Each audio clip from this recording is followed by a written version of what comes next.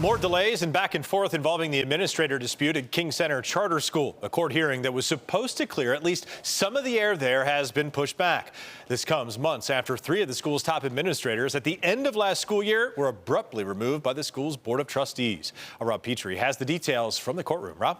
Yeah, that's absolutely right, Dave. Today's hearing was supposed to be a lengthy one to help decide the fate of 3 of the school's administrators who the board fired. However, the judge wasn't sure that all steps had been taken to resolve the issue outside the court system. Back in June, during an 8th grade graduation ceremony, the school's principal, vice principal, and dean of students were let go without warning. The director of curriculum and instruction then resigned in protest. Now together, they all have a combined 50 years of service to the school.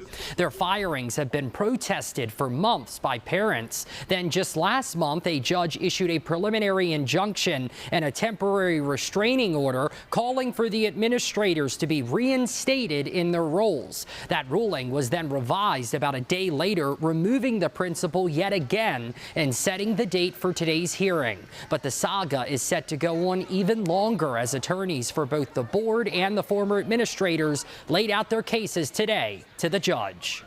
The SUNY State University of New York is the charter school authorizer for King Center Charter School. And so we would argue that it would be inappropriate for the court, for the petitioners to ask you to rule in this way until there's an administrative decision. That board has final authority for policy and operational decisions of the school. Petitioners are challenging the decisions of the Board of Directors here, not of the SUNY Board of Regents, not of any government agency. Now, following their arguments, the judge ultimately postponed an evidentiary hearing until next month. I appreciate the argument made here today. The court is going to reserve decision on whether or not petitioners have exhausted their administrative remedies. But in the meantime, I'd like to have a hearing on the calendar so that if we need one, we have one.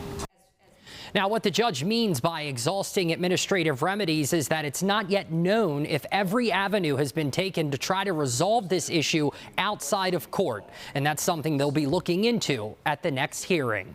And that next hearing is set for October 8th and the 9th. Until then, reporting live here in studio, Rob Petrie, News 4.